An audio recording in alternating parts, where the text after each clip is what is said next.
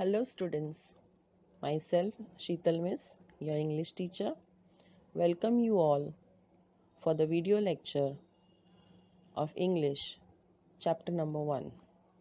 It is a poem where the mind is without fear, which is written by the great Indian poet Rabindranath Tagore. So students, let's start learning the poem.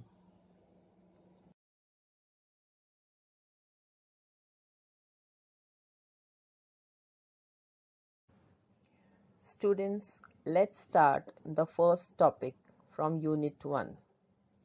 It's a poem written by the great Indian poet Rabindranath Tagore, and the name of the poem is Where the Mind is Without Fear.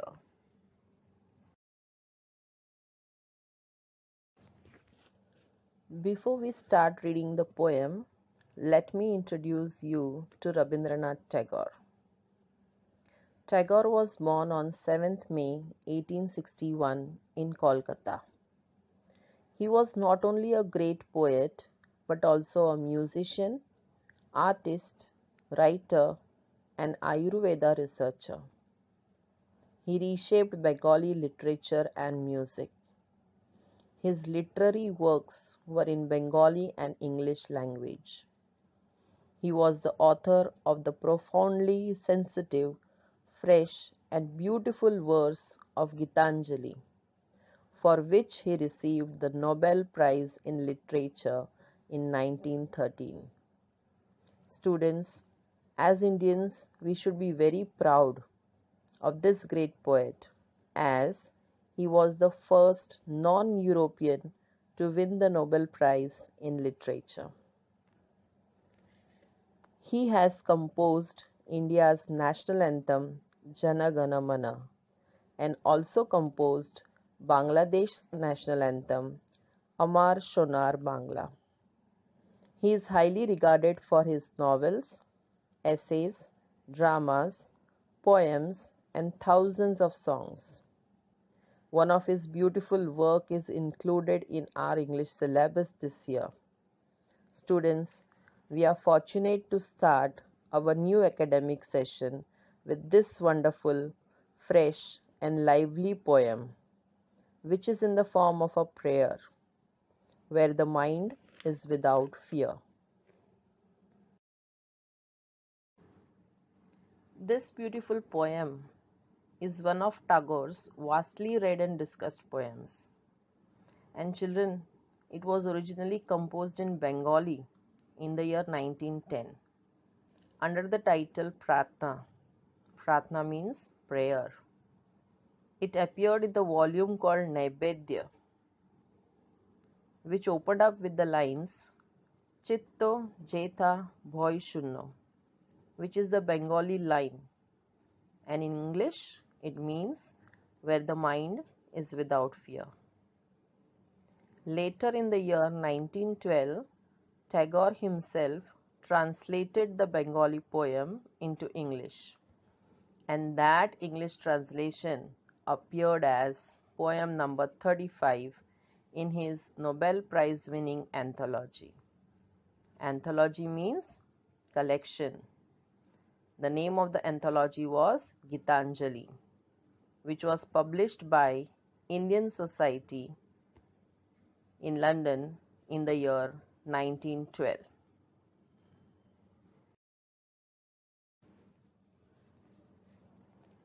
When this poem was written, India was under the British rule, and all the Indians were eagerly waiting to get their freedom from the British. The poem is written in the form of a prayer to God for a true freedom for our country. And through this poem, Tagore reveals his own concept of freedom. Now listen to the poem carefully. Where the mind is without fear and the head is held high, where knowledge is free, where the world has not been broken up into fragments by narrow domestic walls, where words come out from the depth of truth, where tireless striving stretches its arm towards perfection, where the clear stream of reason has not lost its way into the dreary desert sand of dead habit, where the mind is led forward by thee into ever widening thought and action, into that heaven of freedom, my Father, let my country awake. Children, did you see this wonderful composition? This is a unique form of writing, children. If you carefully see the lines, you will find that the poem is not written in paragraph format as we usually have. It does not have rhyming words at the end of the lines, and hence there is no rhyme scheme to the given poem. It is written in free verse. And another thing what you notice here is, look at the lines starting with where. What does this where indicate here, children? It indicates place. Yes, Tagore visualized a place, the nation, where people would be free, not only politically, but also socially, economically, and educationally free. That means Tagore wanted the country to attain complete freedom.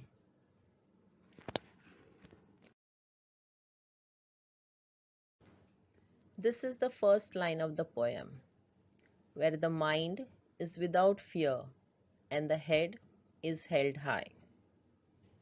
In the very first line itself, the poet prays to Almighty that his countrymen should be free from fear of oppression, forced compulsion, and he wishes that everyone in his country should have right to live with self-respect. In other words, according to him, in a truly free country, every person should be fearless and should have a sense of self-dignity. Self-dignity means respect, self-respect. The second line is where knowledge is free. What do you understand by this line? Where knowledge is free. Yes, this is poet's dream of a nation where knowledge would be free. That means education should not be restricted to the upper class only, but each and everyone should be allowed to acquire knowledge. Not only that, children should learn freely from nature and the world around them. They should not be forced to memorize predetermined lessons. And this is what we can say is Tagore's typical concept of education, that everyone, irrespective of their status, whether it is social or economic status, religion or caste, everyone should get the right to education. This was Tagore's dream. Children, look at the next two lines, where the world has not been broken up into fragments by narrow domestic walls. The meaning of fragments is division. Here, Tagore relates to division of people into groups on the basis of their caste, creed, color, religion, etc.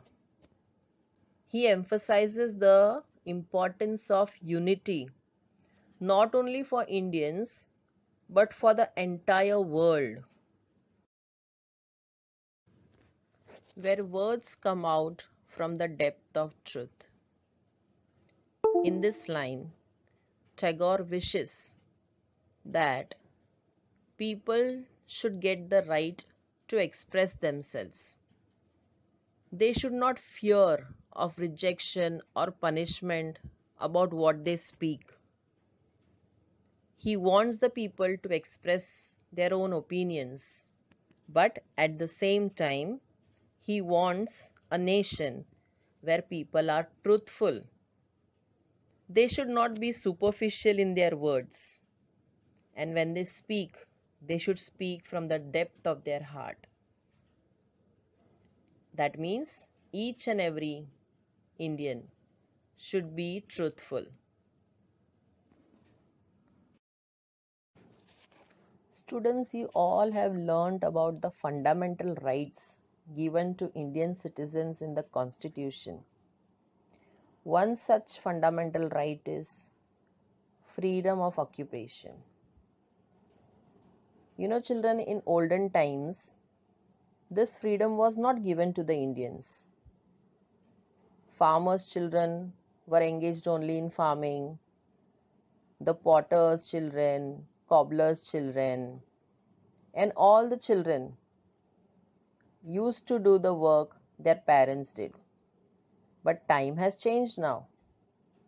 You know, in olden times, girls were not given right to education. But today we can see that the girls have excelled in almost every field. So this line tells us that Indians should enjoy the freedom to occupation,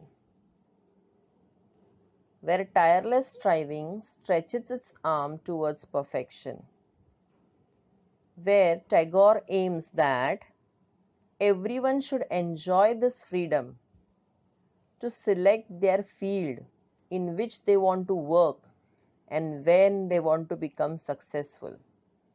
But he also tells us that excellence is not possible without hard work. If you want to reach your goal, if you want to reach perfection, then you should not be lazy or ignoring your work. You should work hard and then aim for success. Tireless striving stretches its arm towards perfection. It means one should never get tired of working hard. And when you work hard, you will definitely reach towards your success. Students, if you carefully observe the screen right now, you will find that one side there is clear stream of water, whereas on the other side there is dry desert. Now what does this indicate? When water flows from a stream without any obstacle, then it nurtures the land around it, and everywhere there is greenery.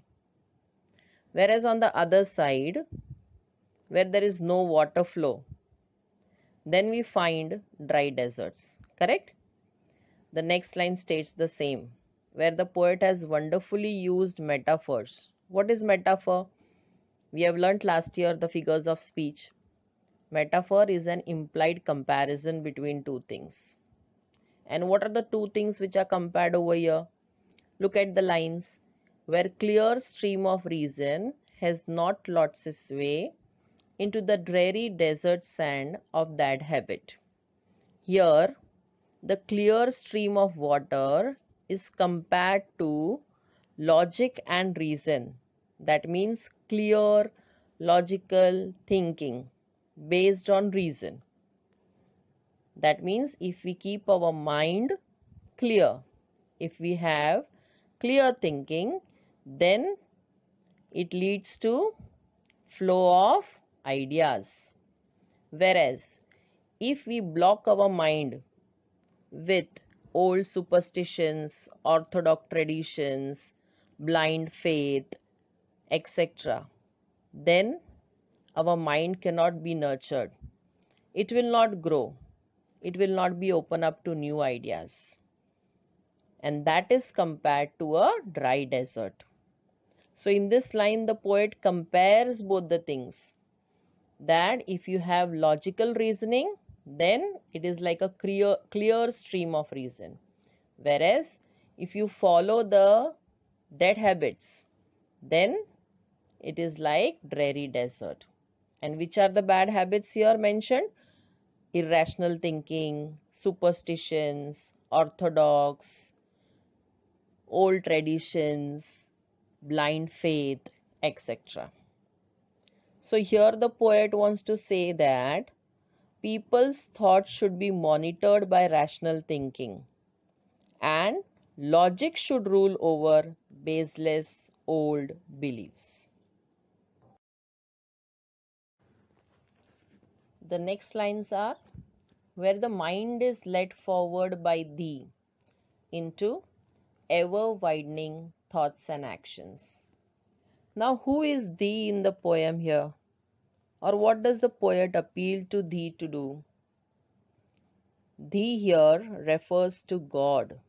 Yes, the poet appeals to God to lead his people forward, to let his country rise. Rise from what? Narrow domestic walls and biased thoughts. What are the biased thoughts? The partial thoughts which come in our mind, which obstruct the clear logical thinking in our mind. And those thoughts are of superstitions, blind faith, orthodox traditions, etc.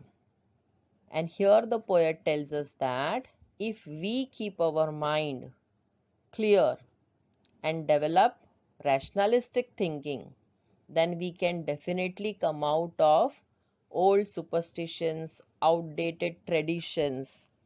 And here we have to widen our thoughts and our actions too. These are the concluding lines of the poem. Into that heaven of freedom, my father, let my country awake. The final lines of the poem, where the poet addresses God as Father. Yes, he requests God, or you can say he appeals God through this prayer to awaken his country into such a heaven of freedom where there is total freedom. Total freedom in the sense not only political but social, educational, and economic freedom for the people of India. To make it very clear, in these lines, the poet prays to God to raise his country to such heights where freedom would be realized at its best. He wants people to come out from the darkness of ignorance, prejudices, blind faith, orthodoxy, and other evils, and become fearless, knowledgeable, truthful, hardworking, and broad-minded. And then only we can ensure that the country is as beautiful as the heaven here.